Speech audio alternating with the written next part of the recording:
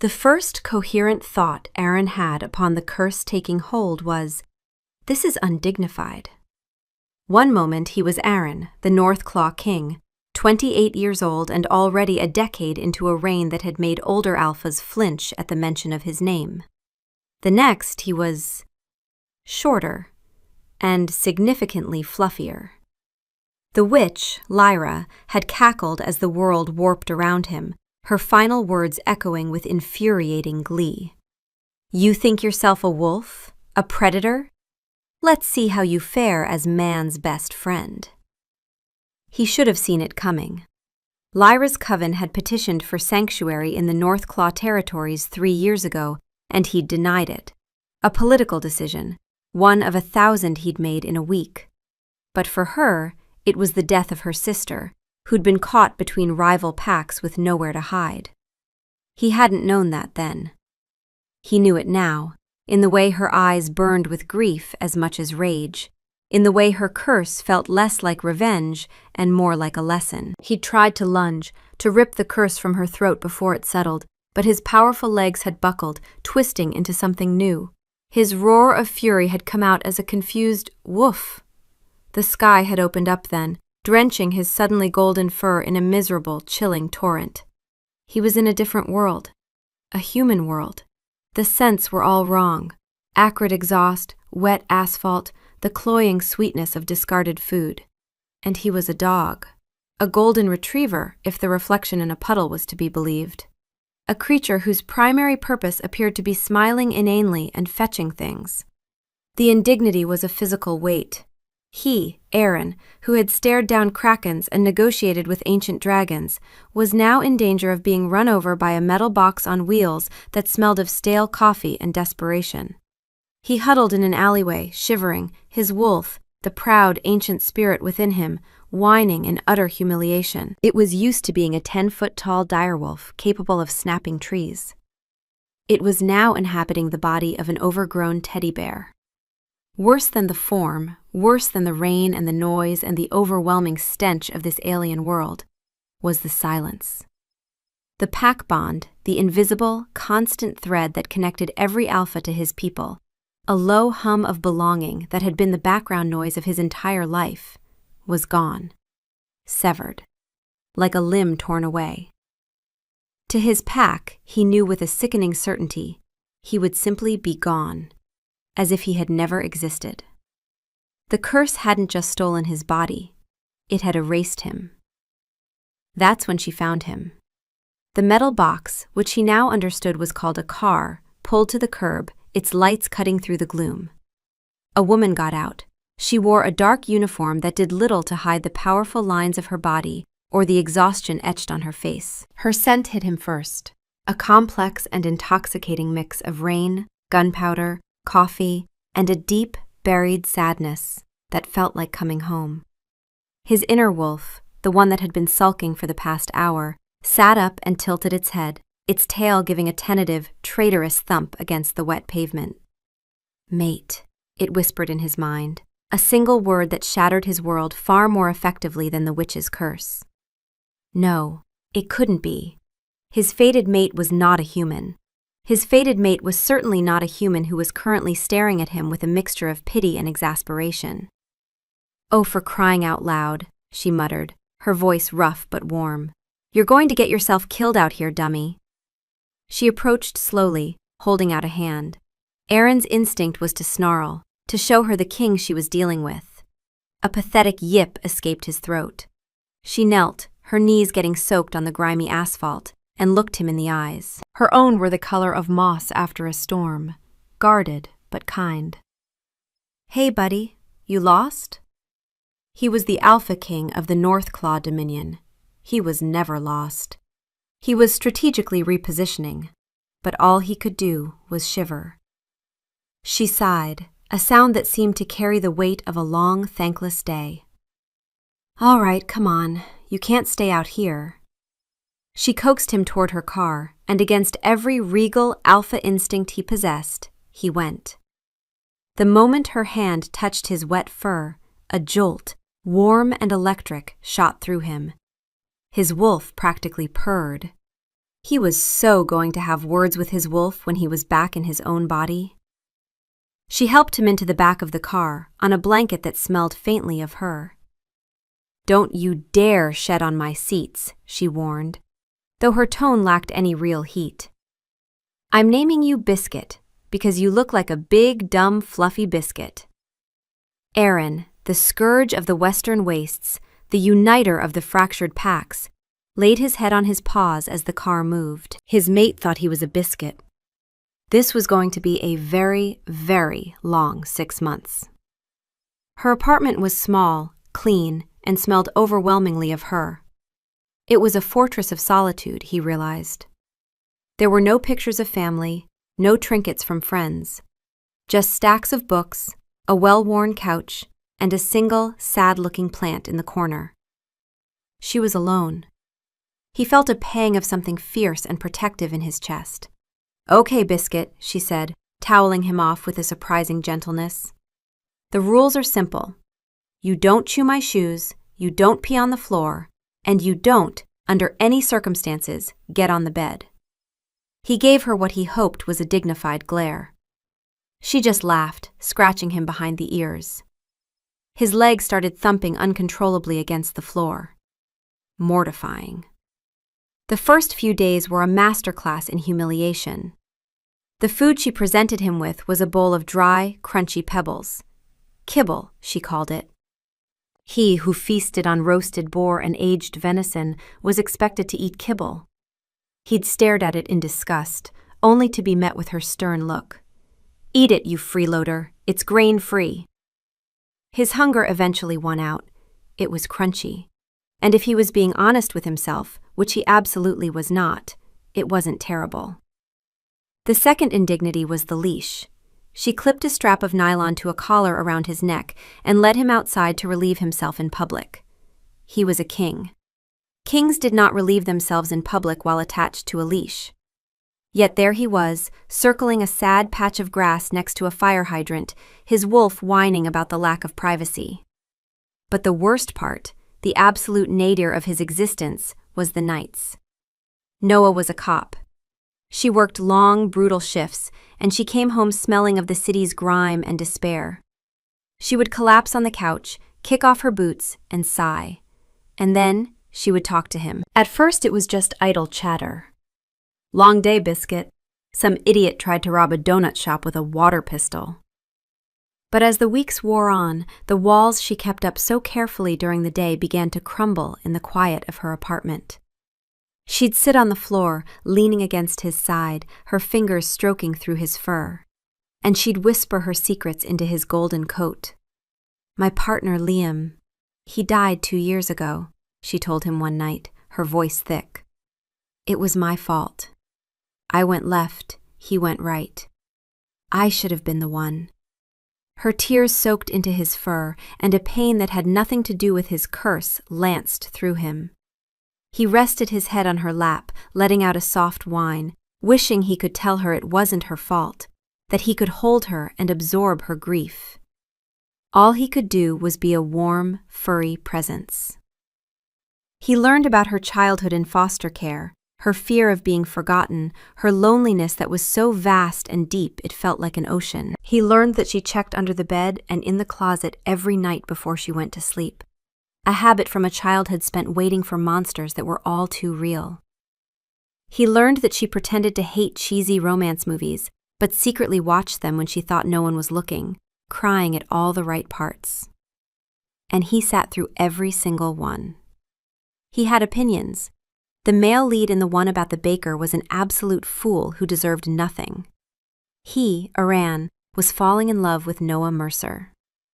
Not because she was his mate, but because she was strong and vulnerable, brave and scared, cynical and hopeful. He was in love with the woman who sang off-key in the shower and who shared her toast with him in the mornings, the crusts she pretended not to want. The rule about not getting on the bed was the first to go.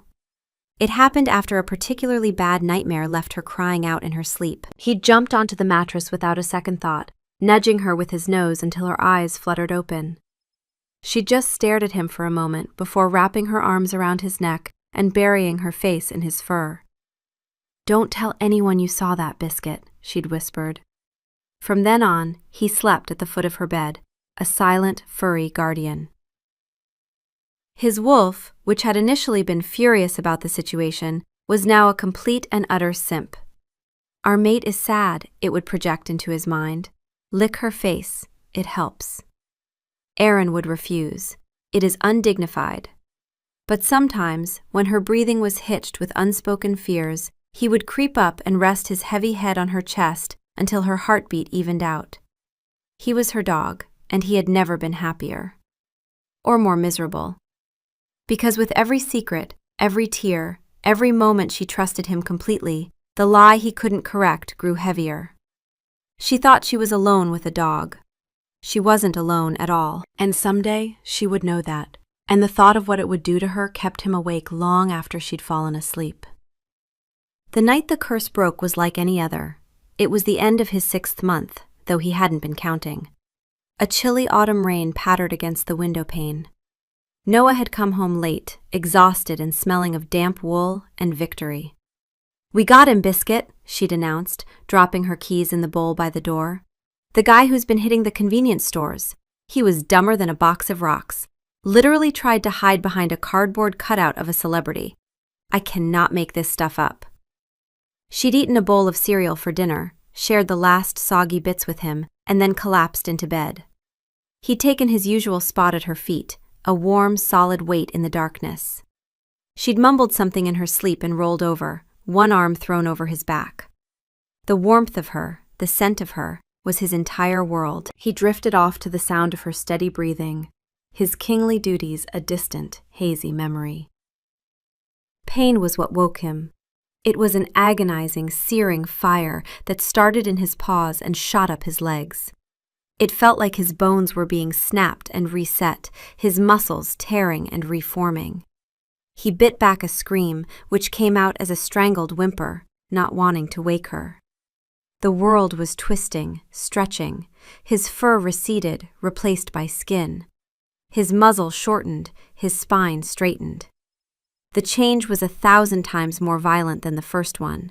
When it was over, he lay gasping on the bed, slick with sweat, his body screaming in protest. And he was human. He was also completely, utterly naked. He looked down at his hands, flexing his fingers. They were his hands. He ran a hand over his face, feeling the familiar scrape of stubble. He was back. A wave of relief so powerful it was dizzying washed over him. Then came the panic. He was in Noah's bed. He was a naked man in the bed of the woman who had, 5 minutes ago, believed he was her pet dog. Oh, this was bad. This was very, very bad. He tried to slide off the bed, to find something, anything, to cover himself with. But he was tangled in the sheets, his newly reacquired limbs clumsy and uncooperative. The movement jostled the mattress. Noah stirred. "Biscuit?" she murmured, her voice thick with sleep. She reached out a hand, expecting to find fur. Her fingers brushed against a firm, warm bicep. Her eyes snapped open. For a long second, there was only silence. He could see the confusion in her sleepy eyes, then the dawning horror, then the pure, undiluted terror. Her training kicked in. She didn't scream, not at first. She moved with a liquid speed that was terrifyingly efficient, rolling off the far side of the bed and coming up with the cold black metal of her service weapon, which she apparently kept on her nightstand. It was pointed directly at his chest. "Don't move," she commanded, her voice low and deadly serious. Her eyes, those beautiful moss-green eyes that had looked at him with such affection, were now wide with fear. "Who the hell are you, and how did you get into my apartment?" Aaron held his hands up, palms out. His mind was racing, trying to find the words. How do you explain this? Surprise! The dog you've been sharing your deepest insecurities with is actually a supernatural monarch from another dimension? It lacked a certain finesse. "Noah," he started, his voice rough from disuse. "Please, just listen. I know your name. Big deal. You have 3 seconds to start talking before I put a hole in you." "It's me," he said, the words feeling utterly insane as they left his mouth. "It's Biscuit." Her expression didn't change, but a flicker of something, disgust, disbelief, crossed her face. "You think this is a joke?" "No, I was cursed," he stammered, trying to pull the sheet up to cover himself. "A witch. She turned me into a dog. For 6 months. The curse just broke." She stared at him, her knuckles white on the grip of her gun. He could see her mind working, trying to process the sheer absurdity of his statement. She was looking for holes, for the lie. The problem was, it was the truth. And then, he watched it happen in real time. The processing shifted. Not just, "There's a man in my bed," but, "There was always a man in my bed." Every night she'd curled around him, every tear she'd cried into his fur, every whispered confession she'd thought was vanishing into the safe, wordless void of an animal's mind.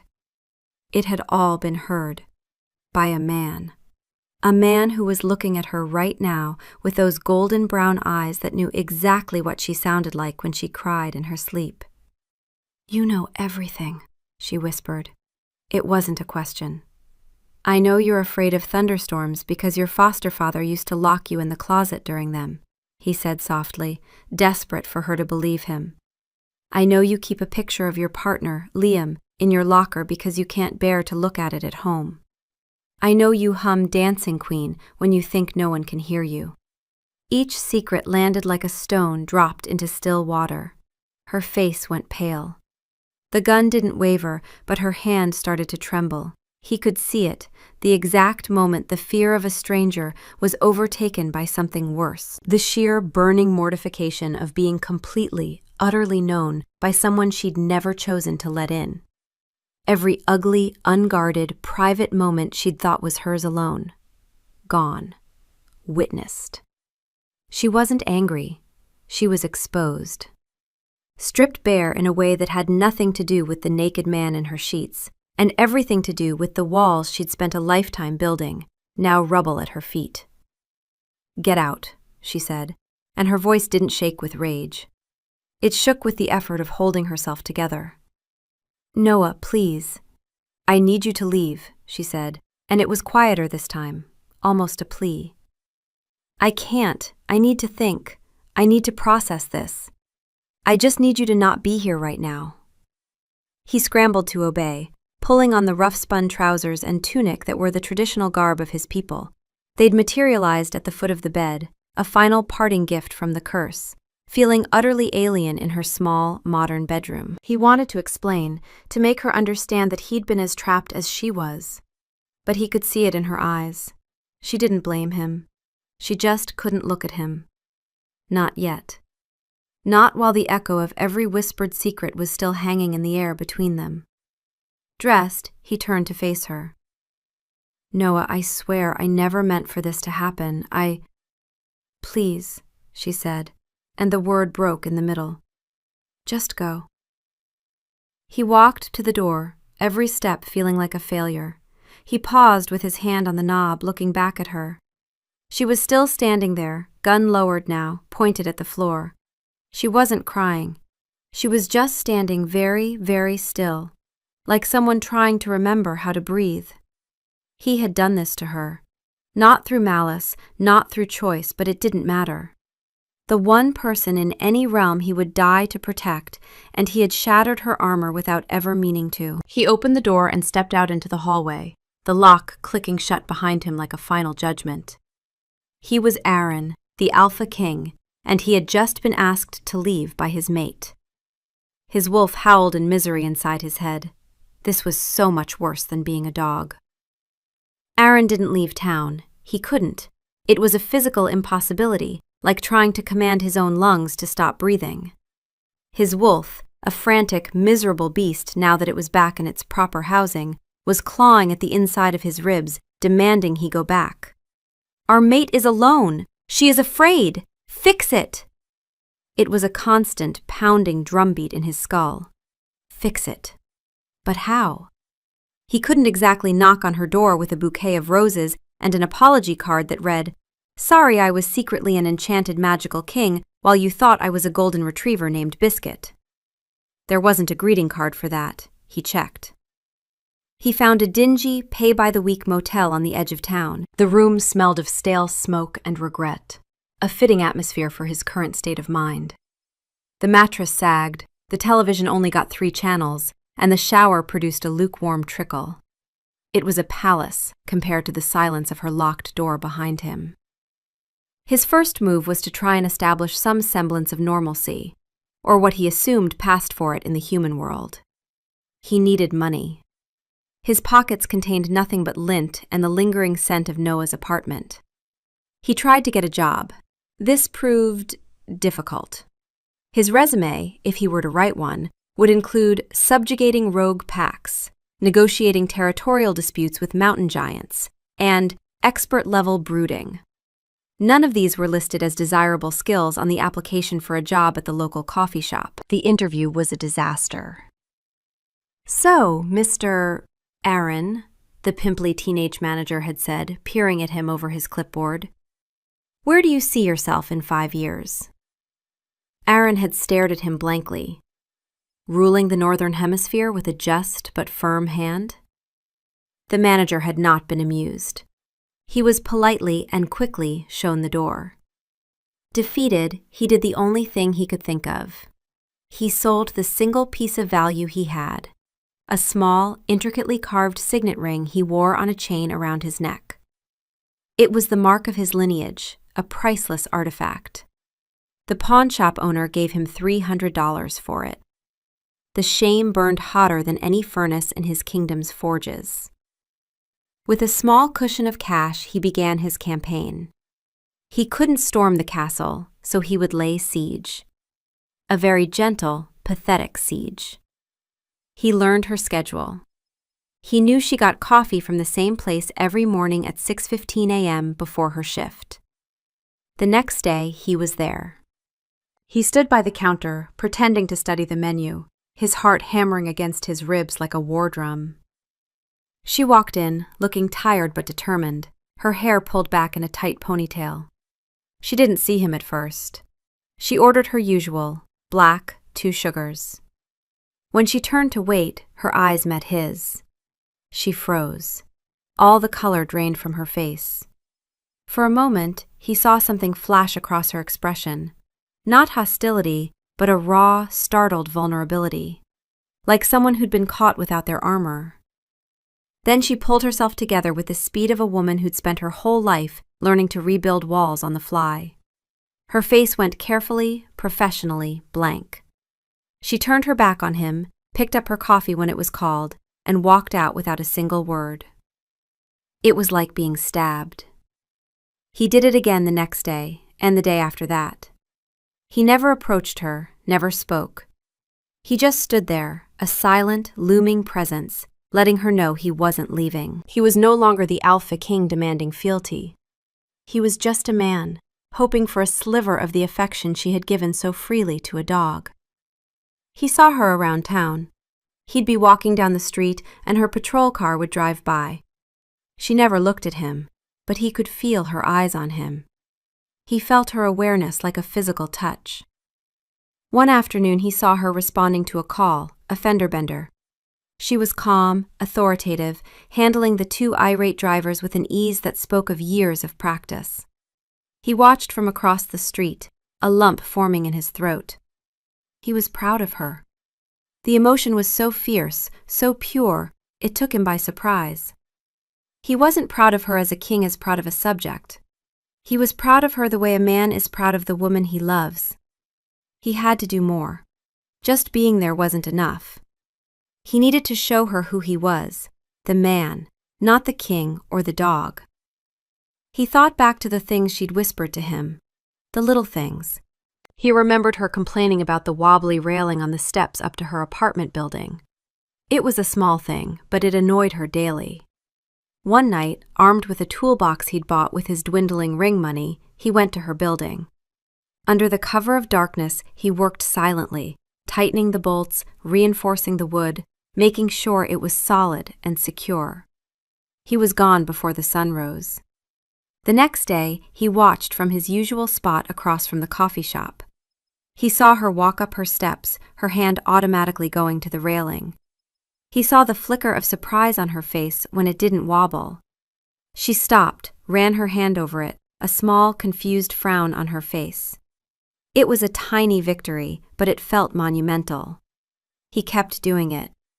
He heard her tell Biscuit how she wished she had time to weed the sad little flower bed in front of her building. The next night, he was there, on his hands and knees in the dark, pulling weeds until his fingers were raw. He remembered her saying she missed the taste of the apple pie her grandmother used to make. The only foster home she'd ever been happy in, the one she'd been pulled from too soon. He didn't know how to make a pie. Royal chefs handled that. So he spent 2 days and a significant portion of his cash on ingredients, following a recipe he found on the back of a flour bag in a grocery store. The first attempt was a burnt, smoky disaster that set off the motel smoke alarm and earned him a visit from a very unimpressed manager. The second was a soupy mess that he ate himself, standing over the sink, trying to convince himself the flavor was there, even if the structural integrity wasn't. The third was passable. He left it on her doorstep in the middle of the night with an anonymous note that just said, "Thought you might like this." He didn't know if she ate it. He just hoped she understood. He was trying to earn what the dog had been given for free: her trust, her time, her heart. One evening, a sleek black car, so out of place in this gritty town that it might as well have been a spaceship, pulled up in front of his motel. Out stepped Cale, his beta, his second in command, and his oldest friend. Cale was tall, silver-haired, and possessed an expression of permanent, long-suffering exasperation that was usually directed at Aaron. "There you are," Cale said, his voice dry as dust. "The curse severed your pack bond completely. You know that, right? For 6 months your signature just vanished. No scent, no aura, no trail. To us, you were dead. Or worse, you never existed. I only found you because the moment the curse broke, your bond snapped back like a rubber band, and I've been tracking your scent for 3 days. It smells faintly of desperation and burnt sugar." Aaron just stared at him. "Also, you sold the signet of Alaric for $300. Cale held up the ring. "I had to buy it back from a man named Sweaty Dave, who also tried to sell me a hubcap and a slightly used VCR. The indignity, Aaron, the sheer indignity." "It's good to see you too, Cale," Aaron said wearily. Cale pressed a slim, sleek phone into Aaron's hand. "From the Citadel's Human World Operations Division. Encrypted, untraceable, preloaded with contacts and enough currency apps to keep you fed. You should have had this from the start, but you were, a dog." Cale's gaze softened slightly. "The witch, Lyra, has been dealt with. Not killed. Ilara talked me out of that. Turns out the curse was born from genuine grief, something about a sister we left unprotected. We've offered her coven sanctuary, a belated correction." He paused. "But your 6-month absence created a power vacuum. A rival pack, the Shadowfen, are making moves on our territory. They think you're weak. They think you're gone. We need you back. The Northclaw need their king." Aaron looked across the street, toward the faint light in Noah's window. "I can't leave." Cale followed his gaze. "Ah, the human. The mate." He sighed, a sound of profound tiredness. "Aaron, you are the Alpha King. You can't just abandon your throne to— What are you even doing? Stalking a policewoman and engaging in amateur horticulture?" "I'm courting her," Aaron said, the words sounding ridiculous even to his own ears. Cale pinched the bridge of his nose. "By weeding her garden? Have you tried just telling her you're a king and that your wolf has decided she's its forever person? Sometimes the direct approach works." "I was her dog, Cale, for 6 months. She confided in me, and then I turned into a naked man in her bed. She's not angry, she's terrified. Of what I am, of what I know. The direct approach is currently off the table." Cale was silent for a long moment. "You were Dog. A golden retriever. They called me Biscuit. A strange, strangled sound escaped Cale's throat. It took Aaron a moment to realize he was laughing. Not just laughing, but howling with laughter. Bent over, tears streaming down his face. "Biscuit," he wheezed. "They named the scourge of the western wastes Biscuit!" Aaron waited, his expression stony, until his beta's hysterics subsided. "Are you finished?" Cale wiped his eyes, still shaking with mirth. "Oh, by the moon, no. I will never be finished with this. This is the greatest story I have ever heard. Wait until your mother hears." "You will not tell my mother," Aaron growled, his eyes flashing gold. Cale sobered, though a traitorous smile still tugged at his mouth. "Fine. But Iran, this is bigger than your unique romantic situation. The Shadowfen are not just sniffing around the borders. Their alpha, Fenris, is old school. He believes in strength through cruelty. He's been sending scouts." A shadow crossed Cale's face. "And Iran? I think they followed me here. I was careful, but when your scent reappeared, I moved fast. Maybe too fast. If they had anyone watching our movements..." He trailed off, the implication hanging in the air like poison. "They didn't find you. I led them here. That's on me." The humor vanished from the air, replaced by a sudden, sharp chill. Scouts. Here. In Noah's town? Because Cale, in his rush to reach his king, had drawn a trail straight to the one person Iran would burn the world to protect. The siege he'd been laying was about to be broken by an invasion. And the fortress he was trying to win over was now the primary target. The feeling of being watched started as a prickle at the back of Noah's neck. Cops develop a sixth sense for it, a low-level hum of awareness that someone's eyes are on you. At first, she dismissed it as paranoia, a side effect of the naked stranger in her bed incident. The man, Aaron, was everywhere. At the coffee shop, across the street from the precinct, once just standing near her parked car. He never approached, just existed. A silent, hulking reminder of the single most humiliating night of her life. She tried to be angry at him. Anger would have been convenient, a clean emotion she could work with. But she couldn't quite get there. Because the rational part of her brain, the cop part, the part that built cases on evidence and logic, kept pointing out that the man had been cursed. He hadn't chosen to be her dog. He hadn't planted himself in her life as some kind of elaborate con. He'd been a prisoner of magic, same as her, just on the other side of the cage. What she actually felt was so much more complicated than anger. She felt exposed, like she'd been sleepwalking naked through a crowded room and had just woken up. Every confession she'd poured into that golden fur replayed on a loop in her mind, and each one made her want to crawl under her bed and never come out. The closet, Liam, the romance movies, the off-key singing, the checking under the bed. All of it, every pathetic, broken, soft piece of her that she'd spent 29 years welding shut behind armor, he'd seen it.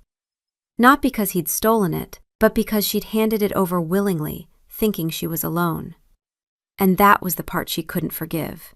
Not him, herself. For needing someone so badly that she'd poured her heart out to a dog. The truth was, she missed him. She missed her dog. She missed the uncomplicated warmth, the weight at her feet at night, the furry head resting on her knee when a bad memory surfaced. She missed Biscuit. And the man who claimed to be him was a walking, talking reminder that Biscuit had never really existed. Or rather, that he'd been something far more than she'd known. It wasn't anger. It was grief for a safety that turned out to be real in a way she'd never imagined and wasn't ready to face. The fixed railing, the weeded flower bed, the pie. She knew it was him. Each gesture was a quiet reaching out, a maddeningly sweet attempt to say, "I know you, and I'm still here." She'd eaten the pie. It was a little lopsided and slightly burnt on one edge, but it had tasted of apples and cinnamon and a desperate, clumsy sincerity that she recognized in her bones. Because she remembered telling her dog, late one night with her head on his flank, about the grandmother who wasn't really her grandmother, and the pie that tasted like the only home she'd ever known. Only Biscuit knew that story. Only Biscuit. She'd eaten it while standing in her kitchen at 2 a.m. and cried. Not because she was hurt, because someone had listened. Someone had remembered. And she didn't know what to do with that. But the feeling of being watched was different now. It wasn't Erin's brooding, lovesick gaze. This was predatory. It was the feeling she got right before a raid, the silent tension in the air that meant something bad was about to break. Her partner, a grizzled veteran named Sal, noticed her distraction. "You okay, Mercer? You've been jumpier than a cat in a room full of rocking chairs." "I'm fine," she lied, scanning the street as they sat in their patrol car. "Just a weird week." "Weird week started when that tall, dark, and broody fella started showing up everywhere you go, didn't it?" Sal said, a knowing smirk on his face. "You got a stalker? Or did you finally decide to date someone who doesn't look like they're perpetually apologizing for existing?" Noah gritted her teeth. "He's not my anything." "Right. And he just happens to be fixing your porch railing and leaving baked goods on your doorstep out of the goodness of his heart? Come on, Noah, the whole precinct is taking bets.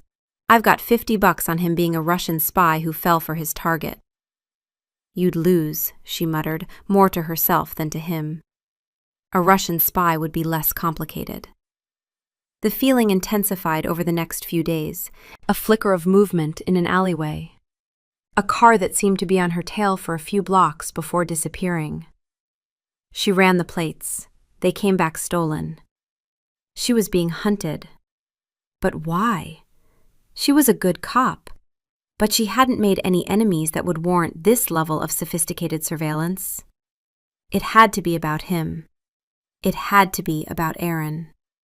The thought sent a jolt of unease through her, quickly followed by a tremor of real fear. Whatever world he came from, it had followed him here. And now it was circling her. The confrontation came on a Tuesday night. She was walking home from her shift, the streetlights casting long, eerie shadows. The air was heavy, the usual city sounds seeming muffled and distant. She knew she wasn't alone. She could hear the soft scuff of shoes on pavement behind her, trying to match her stride. There were two of them. She clutched the grip of her weapon through her jacket, her heart pounding a steady, trained rhythm. She turned down a side street, a shortcut she usually took, but this time it was a trap. Her trap. A dead end, a brick wall, a single flickering dumpster light. She spun around just as they entered the alley, blocking the only exit. They weren't from around here. They were big, unnaturally so, with cruel faces and eyes that held a cold, flat emptiness. They moved with a fluid grace that was unsettling, like predators testing the air. "Noah Mercer," the first one said. His voice was a low growl. "You've been keeping company with someone who doesn't belong to you." "I'm a police officer," she said, her voice even, projecting a confidence she didn't entirely feel. "You need to back off, now." The second one laughed, a harsh, ugly sound. "A police officer? Cute. Your little human laws don't apply to us. The king has been gone a long time. Some think he's grown soft, that his new pet has dulled his teeth." Pet. The word hung in the air, dripping with contempt. These were his people, werewolves. The thought was insane, but standing there, facing them, it was the only thing that made sense. Her mind, the logical, evidence-based cop part of her brain, was screaming in protest, but her gut knew. This was real, and she was in more trouble than she had ever been in her life. "We're just here to deliver a message," the first one said, taking a step forward. "From Alpha Fenris. The North Claw lands are forfeit. And the king's mate? She'll make a fine prize." That was it. He lunged. Noah was already moving, drawing her weapon, but he was impossibly fast. He wasn't aiming for her, he was aiming to disarm her. His hand shot out, grabbing her wrist. The strength was inhuman. Bones groaned in protest. But before he could wrench the gun away, a blur of motion exploded from the alley's entrance. Aaron. He moved with a speed that made the other two look clumsy. He slammed into the first man like a freight train, the sound of the impact echoing off the brick walls. The man flew backward, crashing into a pile of trash cans with a sickening crunch. Aaron didn't pause. He spun, his arm catching the second man in the throat. There was no finesse, just brutal, overwhelming force. He wasn't the quiet, apologetic man from the coffee shop. He wasn't the clumsy pie baker. This was the king. His eyes glowed with a faint golden light in the dim alley, and a low, guttural growl rumbled in his chest, a sound that vibrated through the very pavement. It was the most terrifying and beautiful thing she had ever seen. The first man was getting to his feet, his face a mask of fury. He was changing. His form wavered, bones cracking, fur sprouting. Noah stared in horror as he began to shift into a monstrous, wolf-like creature. "Aaron!" she yelled, a warning. But Aaron was already there. He met the half-shifted wolf's charge with one of his own. They collided, a tangle of limbs and snarls. The second man, recovering, pulled a long, wicked-looking knife from his belt and came at Aaron's exposed back. "No!" Noah screamed. She raised her weapon, her hands shaking. She had a clear shot, but Aaron was in the way. Without thinking, she did the one thing she could. She threw herself at the man with the knife, tackling him at the knees. The impact sent them both sprawling. The man roared in frustration, rolling on top of her, pinning her down. The knife gleamed above her face. She closed her eyes, bracing for the inevitable. It never came. A shadow fell over them. Aaron stood there, his chest heaving, the first attacker lying motionless on the ground. He grabbed the man off of her, lifting him into the air by his throat as if he weighed nothing. "You do not touch her," he snarled, his voice a terrifying blend of human and something much, much older. He threw the man against the brick wall. He slumped to the ground, unconscious. Silence descended on the alley, broken only by Aaron's ragged breathing. He turned to her, the golden light in his eyes slowly fading. There was a dark, spreading stain on his side, a deep gash, bleeding freely. The first man must have gotten him with a claw. "Are you hurt?" he asked, his voice strained. She shook her head, unable to speak, her eyes fixed on his wound. He took a step toward her and stumbled, catching himself against the wall. "Aaron," she breathed, scrambling to her feet and rushing to his side. She pressed her hands against the wound, the warm, sticky blood soaking her fingers. "You're hurt. You're badly hurt." He looked down at her hands on his side, then up at her face. The king was gone. In his place was just a man, wounded and vulnerable, looking at her with an expression of such profound love it stole her breath away. "He called you my pet," he whispered, his voice weak. But he was wrong. He swayed, his eyes fluttering. "You always sleep with one foot out of the covers," he murmured, his words slurring. "Because you're afraid of monsters. You told me Biscuit scared them away." Her world tilted on its axis. The voice was Aaron's, but the words were a secret she had only ever whispered into the soft, golden fur of her dog. It was him. It was really him. And standing there in a bloody alley, her hands pressed against the wound of a man who had just fought monsters to protect her, the embarrassment she'd been drowning in for weeks suddenly felt very, very small. He collapsed, his weight falling against her. She caught him, staggering under the load, lowering him gently to the grimy pavement of the alley. "Aaron? Aaron!" she yelled, shaking him, but he was unconscious, his blood pooling around them in the dim, flickering light. He had saved her life, and now he was dying in her arms. 911, what's your emergency?" The dispatcher's voice was calm, professional, a lifeline in the chaos. Noah didn't let go of Aaron, keeping pressure on the wound with one hand while holding her phone to her ear with the other. This is Officer Mercer, badge 734. I need a bus at the alley off Elm and 3rd. Officer involved. No, that's not right. Assault with a deadly weapon. 1 victim, critical. Multiple assailants, fled the scene. Her voice was clipped, all cop, but her heart was a frantic bird beating against her ribs. Victim is a male, late 20s, single deep laceration to the left abdomen. He's unconscious, losing a lot of blood. She looked down at Aaron's pale face, his dark hair matted with sweat. He looked so young, so vulnerable.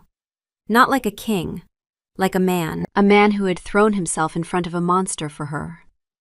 "Ma'am, is the scene secure?" the dispatcher asked. Noah glanced at the 2 unconscious forms slumped against the walls. They were still out cold, but for how long? "For now," she said. "Tell the responding units the suspects are unusual. Use caution." How was she going to explain this? 2 guys who looked like they could bench press a car, and one of them had partially turned into a wolf. They'd laugh her off the force. The wail of sirens grew closer. Sal would be on shift. He'd be the first one here. She had to think. She looked at Aaron's wound. It was deep, ragged. A claw wound. No knife made a cut like that. They'd see it at the hospital. Questions would be asked. Questions she couldn't answer without sounding insane. A thought struck her, cold and desperate. Cale, the man in the black car, Aaron's friend. He'd said their enemies were here. He would know what to do. She fumbled for Aaron's phone, the one Cale had given him at the motel, which had fallen from his pocket during the fight. It was sleek and unfamiliar, with no discernible brand. It was also locked. She tried a few obvious passwords. Noah, nothing. Biscuit, nothing. She cursed, her frustration mounting. Aaron stirred, groaning in pain. His eyes fluttered open, unfocused. "Noah," he breathed. "Stay with me, Aaron," she said, her voice softer than she intended. "Help is coming." "No hospital," he rasped, trying to sit up. "They won't know how. Wolfsbane." "Wolfsbane?" "The claws. Fenris's pack. They lace them with silver and wolfsbane. A poison to us." Poison. That explained why he wasn't healing. The accelerated healing she'd read about in cheap paranormal romance novels, apparently it was real, and it wasn't working. The sirens were almost on top of them. She had seconds to make a choice. Trust the world she knew, hospitals, doctors, science, or trust the dying magical king in her arms. It wasn't really a choice. "Cale," she said urgently, holding the phone up. "What's the password?" Aaron's eyes struggled to focus on her face. "My kingdom," he mumbled. Then his eyes rolled back and he went limp again. Kingdom. She typed it in. The phone unlocked. His contacts list was bizarre. Cale, Mother, Griselda, head of Royal Archives. She pressed Cale. It rang once before he picked up. "Aaron, did you deal with them? I scented them moving on your position." "This is Officer Noah Mercer," she said, her voice tight. "Aaron's down. He's been hurt. Badly. He said something about wolfsbane." There was a string of curses from Cale's end, in a language she didn't understand but whose meaning was perfectly clear. "Where are you?" he demanded. She gave him the address. "The ambulance is almost here. I don't know what to do." "Do not let them take him to a human hospital." Cale's voice was sharp, commanding. "It will kill him. I am 5 minutes out. You have to stall them. Can you do that, Officer Mercer?" Stall an ambulance crew and a dozen of her fellow cops? "Yeah," she said, her mind already spinning. "I can do that." The first patrol car screeched to a halt at the mouth of the alley. Sal jumped out, gun drawn. "Noah, you okay?" "I'm fine, Sal. It's the victim who's critical," she yelled back, positioning herself over Aaron, shielding him from view as much as possible. Sal and his rookie partner approached cautiously, their eyes taking in the scene. The 2 unconscious men, the blood, her kneeling on the ground. "What the hell happened?" Sal asked, holstering his weapon as the paramedics arrived with a gurney. "Mugging gone wrong," she said quickly. "I walked in on it. They turned on me. He stepped in." It was a flimsy story, but it would have to do. The paramedics tried to push past her. "Ma'am, we need to get to the patient." "Wait," she said, holding up a hand. He's my CI. Confidential informant. If his face gets seen, he's dead." It was a terrible lie, but it was the only one she had. Sal raised an eyebrow. "Your CI? Since when do you have a CI who looks like a damn movie star?" "Since now, Sal. Just give me a minute." She turned back to the paramedics. "He's got some specific medical needs. His people are on their way to transport him to a private clinic." "We can't do that, ma'am," the lead paramedic said, his face grim. "He's lost a lot of blood. He needs a trauma center, now." Just then, the sleek black car Cale had been driving screeched to a halt behind the ambulance. Cale got out, moving with an authority that made everyone pause. He was dressed in a perfectly tailored suit and looked utterly out of place, yet completely in charge. He strode towards them, flashing a badge Noah had never seen before. It was silver and ornate, bearing the crest of a wolf's head. She would later learn that the Northclaw maintained an entire division dedicated to operating in the human world. Fake identities, diplomatic credentials, shell companies. A shadow infrastructure built over centuries for exactly these situations. Cale was using it now like a scalpel. "Diplomatic immunity," Cale announced, his voice ringing with power. "This man is a foreign national under my protection. He will be transported to our designated medical facility. Thank you for your service, officers, but we will take it from here." Sal looked from Cale to Noah, his expression a mixture of confusion and suspicion.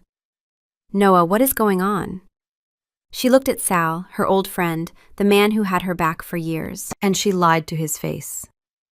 "It's classified, Sal. Just trust me." He held her gaze for a long moment, then sighed and nodded to the paramedics. "Let them through." Cale and another man, who had emerged from the car and was roughly the size of a refrigerator, gently lifted Aaron onto a state-of-the-art collapsible stretcher they produced from the trunk.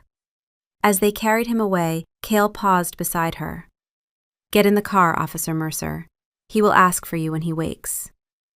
She didn't hesitate. She glanced back at Sal, who just shook his head with a look that said, "You owe me big time."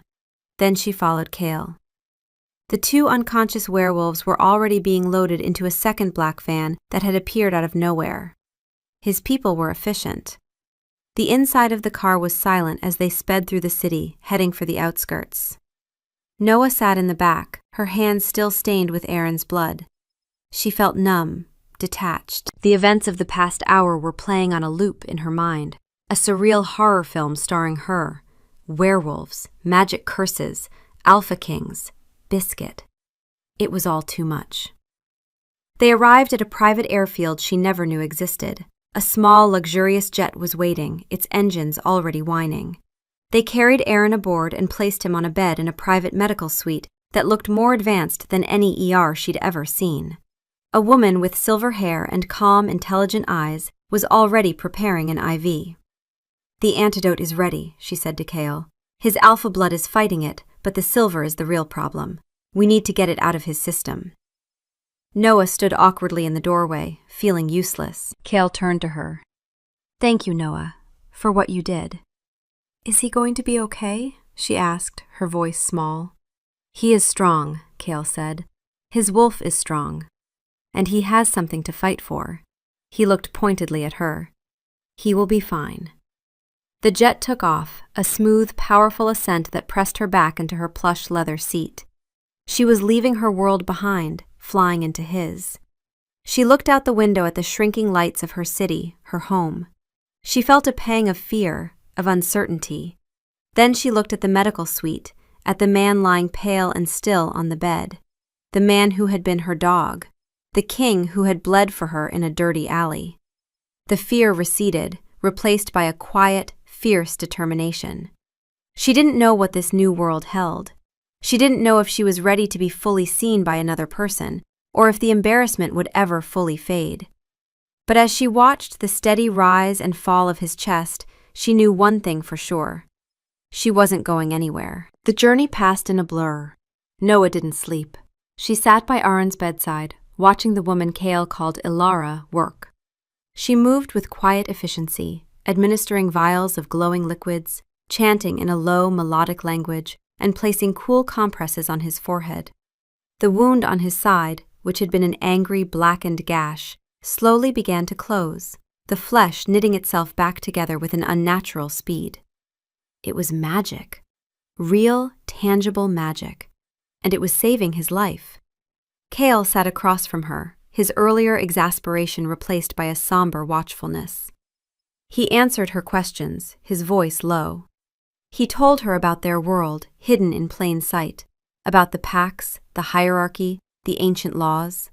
He told her about Aron, not the king, but the man.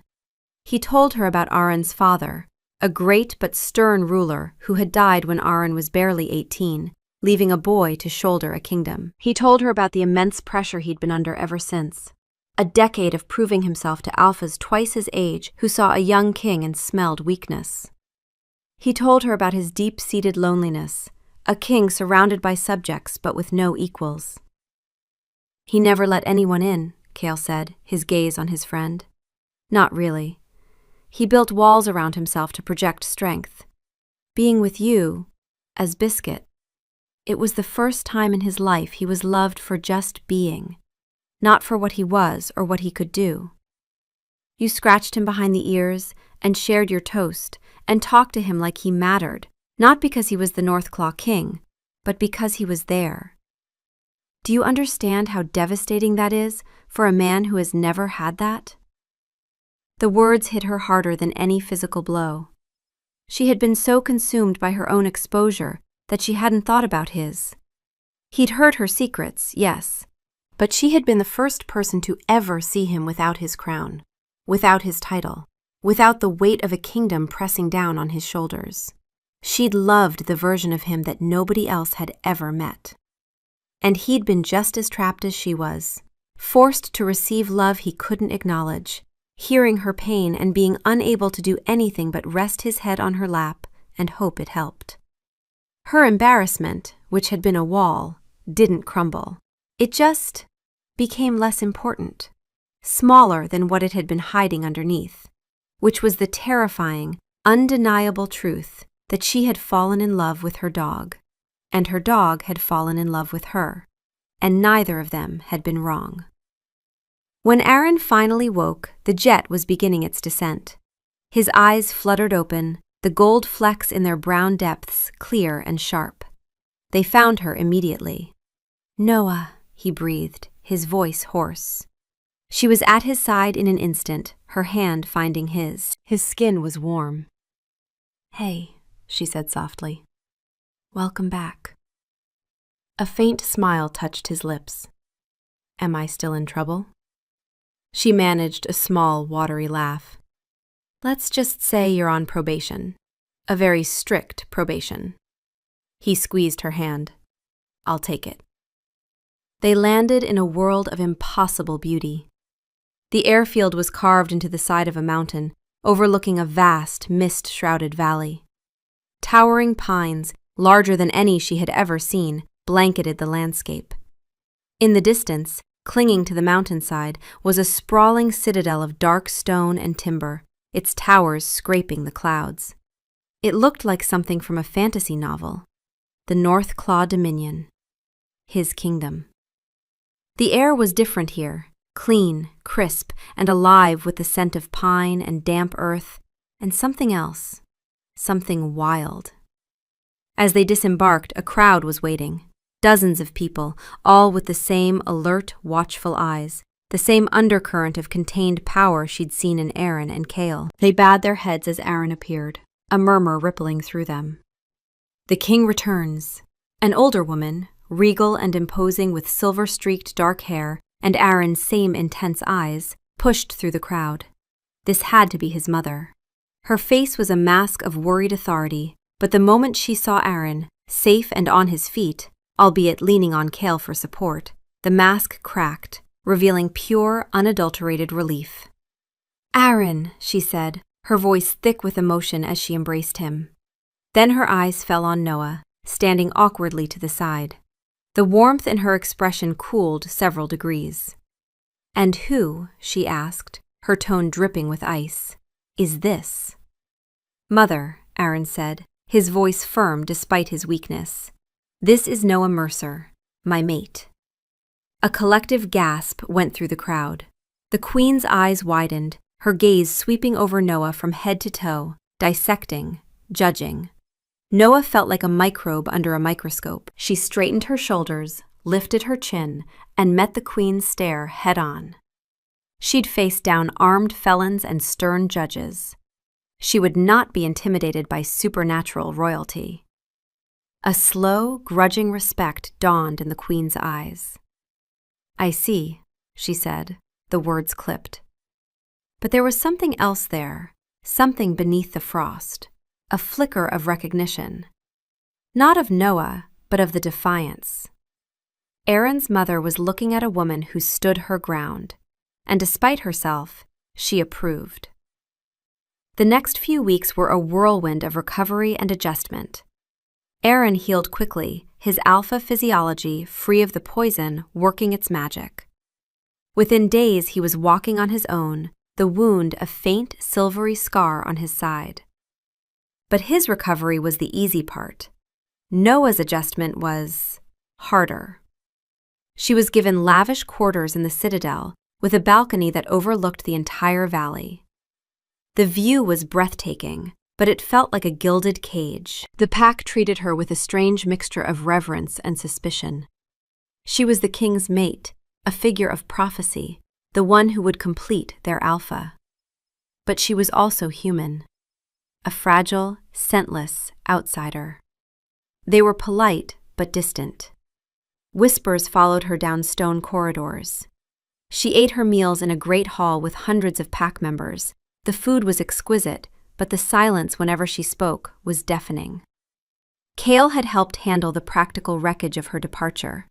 A call to Sal, vague, official-sounding, with just enough truth to earn trust and just enough fiction to avoid padded rooms. Extended leave of absence. A sublet arranged for her apartment through one of the pack's Human World shell companies. Her badge and her cases, handed off with the quiet efficiency of people who had been making humans disappear from paperwork for centuries. It was clean, professional, and it still felt like losing a limb. Aaron was by her side as much as he could be, but he was a king, and his 6-month absence had left a mountain of work. He spent his days in council meetings, settling disputes, and reasserting his authority. He would come to her in the evenings, exhausted, but his eyes lighting up the moment he saw her. They would walk the battlements under the enormous, star-dusted sky, and they would talk. They talked about everything. He told her about the weight of his crown, the burden of his power. She told him about the weight of her badge, the ghosts of the cases she couldn't solve. They talked about Biscuit. "I was so embarrassed," she admitted one night, the wind whipping her hair. She said it quickly, like ripping off a bandage, and then stared straight ahead at the valley, because looking at him while saying it was absolutely not an option. "I told you things I've never told anyone, things I've never even said out loud to myself. And then you turned out to be a person who remembered all of it." "I know," he said, his voice quiet. "Every secret you told me was a gift I didn't deserve, and a torment I couldn't escape. I wanted to tell you, to comfort you, but all I could do was rest my head on your lap and hope you understood." "That's the worst part," she said, and she finally looked at him. "You did comfort me. You were the best listener I've ever had. And now I have to live with the fact that the healthiest emotional relationship of my life was with someone I thought was a golden retriever." A sound escaped him, half laugh, half groan. "That is a deeply concerning sentence. Tell me about it." She paused. "The night I had the nightmare about the warehouse fire, the one where Liam—" She stopped, swallowed. "You climbed up and put your head on my chest, right over my heart. And I remember thinking, dogs don't do that. Dogs lick your face and wag their tails. They don't lie perfectly still on your heartbeat like they're trying to hold you together from the inside. Some part of me knew you were more. He was very still beside her. I was trying to hold you together, he said, his voice barely above a whisper. It was the only thing I could do. She reached for his hand. His fingers closed around hers, warm and solid, and for the first time since the curse broke, the touch didn't feel complicated. It just felt right. The breakthrough came during a formal dinner. A visiting alpha from a neighboring pack, a brutish, arrogant male named Vorlag, was making pointed remarks about Aaron's human pet, his voice loud enough for the whole hall to hear. Aaron's jaw was tight, a low growl rumbling in his chest, but he was bound by the laws of hospitality. Noah, however, was not. She stood up, her fork clattering onto her plate. The hall fell silent. "Excuse me," she said, her voice clear and carrying. "Alpha Vorlag, is it? I'm a cop, or I was. And in my line of work, we have a term for people who are all bark and no bite, who have to put others down to feel big." She paused, letting the silence stretch. "We call them cowards." Vorlag's face turned purple with rage. He shot to his feet, his chair crashing backward. "You dare!" "I dare," she interrupted, her voice like ice. "You come into this hall as a guest and you insult your host and his mate." She said the word with a newfound confidence. "That doesn't speak of strength, it speaks of weakness and fear. So please, sit down, finish your meal, and try to learn some manners." The entire hall held its breath. Vorlag looked like he was about to shift and tear her apart. But then, something amazing happened. Aaron started to laugh. Not a polite chuckle, but a deep, booming laugh of pure delight. It broke the tension like a thunderclap. Kale joined in, then a few of Aaron's other trusted warriors, and soon the whole hall was filled with laughter. Not at her, but with her. At Vorlag, who now stood utterly humiliated. He sank back into his chair, his face a thundercloud, defeated not by a show of force, but by the quiet, unyielding strength of a human woman. Later that night, Aaron found her on her balcony. He came up behind her, wrapping his arms around her waist and pulling her back against his chest. "That was the most magnificent thing I have ever seen," he murmured into her hair. "You faced down an alpha 10 times your size and brought him to his knees with nothing but words." "He was a bully," she said, leaning back into his embrace. "I hate bullies." "I know," he said softly. He was quiet for a long moment. "Noah, I know this is a lot. This world, my pack, my mother." He grimaced slightly. "It's not your life. I would never ask you to give up who you are." She turned in his arms to face him. "What if it's not about giving anything up? What if it's about adding something? My life was quiet. It was safe. It was gray. This," she gestured to the moonlit valley, to the stone citadel around them, "is terrifying and chaotic and completely insane. But it's not gray." He searched her face, his expression hopeful and uncertain. "So, are you saying you'll stay?" "I'm saying I'm willing to try," she said. "But we're doing this my way. We're dating." He blinked. "Dating?" "Yes, dating. You'll take me to dinner, we'll go on walks, you will attempt to be charming. There will be no talk of mating bonds or royal duties. We're going to get to know each other, the man and the woman, not the king and the cop." A slow, brilliant smile spread across his face, the one she'd seen so rarely, the one that made him look years younger. "I would like that very much," he said. He leaned in, his forehead resting against hers.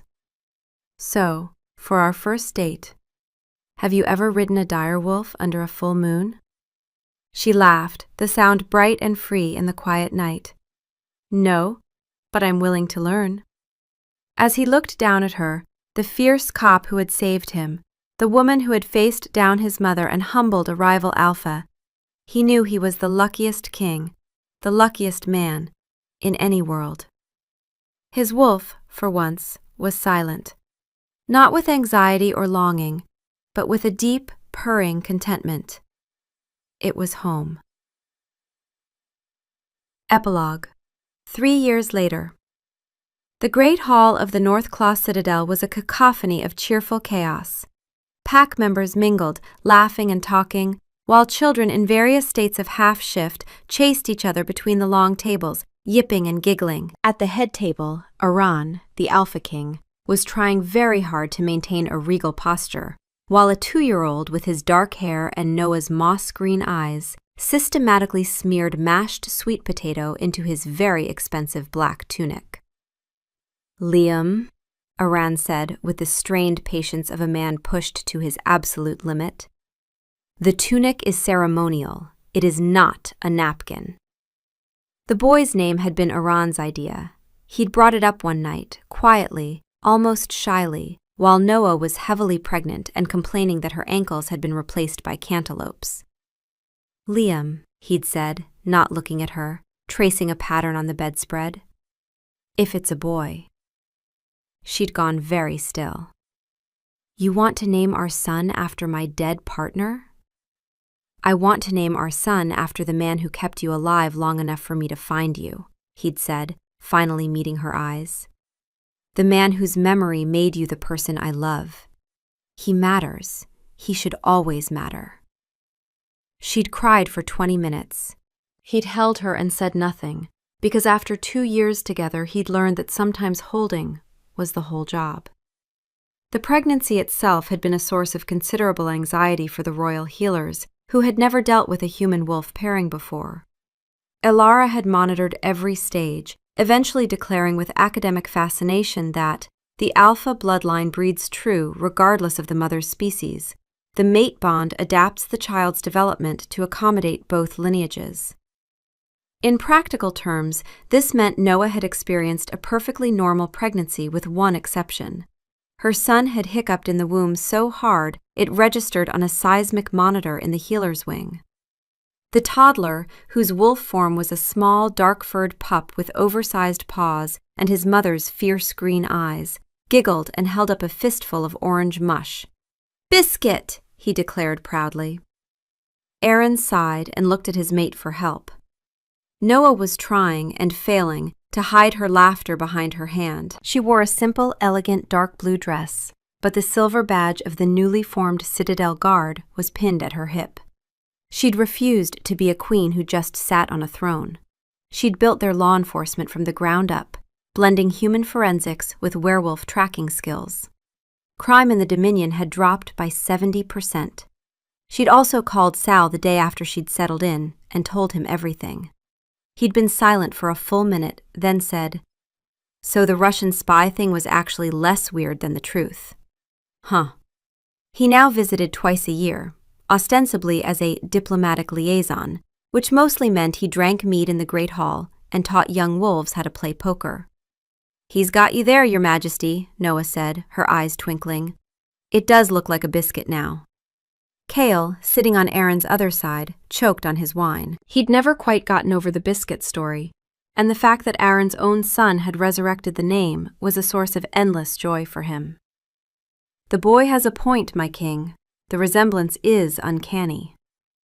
Aaron shot his beta a look that could curdle milk. "You are not helping." He surrendered, picking up a cloth napkin and gently wiping his son's face and hands. Liam rewarded him by grabbing his nose with a surprisingly strong grip. Life was no longer a matter of subjugating enemies and negotiating treaties. It was about surviving toddlerhood. It was infinitely more challenging. Later, after Liam had been put to bed, his tiny wolf pup form curled up in a nest of blankets beside their bed because both his parents understood the comfort of a guardian nearby in the dark.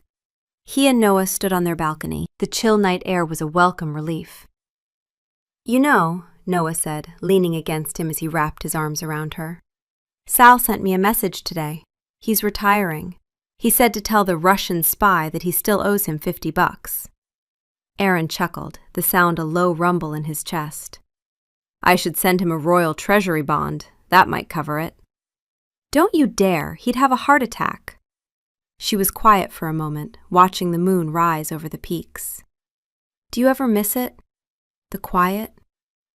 He thought for a moment about his life before her, the solitude, the crushing weight of the crown, the silent halls of his own heart. No, he said honestly, pressing a kiss to the top of her head. My life wasn't quiet. It was silent. You brought the noise, and the light, and the sweet potatoes. She laughed, turning in his arms to face him. I love you, you big, dumb, fluffy biscuit.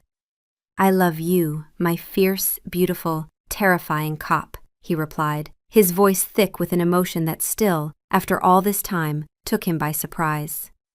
He leaned in to kiss her, but before their lips could meet, a frantic scratching sound came from the balcony door. They both turned. A golden retriever, fully grown and wagging its tail so hard its whole body wiggled, stood at the glass door, a slobbery tennis ball in its mouth.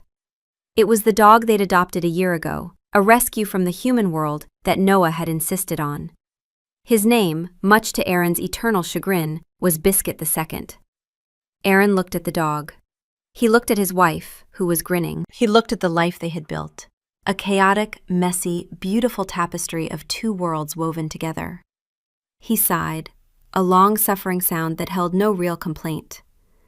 All right, I'll throw the ball. He was the Alpha King, a ruler of thousands, a warrior of legend. And his life was run by a cop, a toddler, and 2 golden retrievers. He wouldn't have it any other way.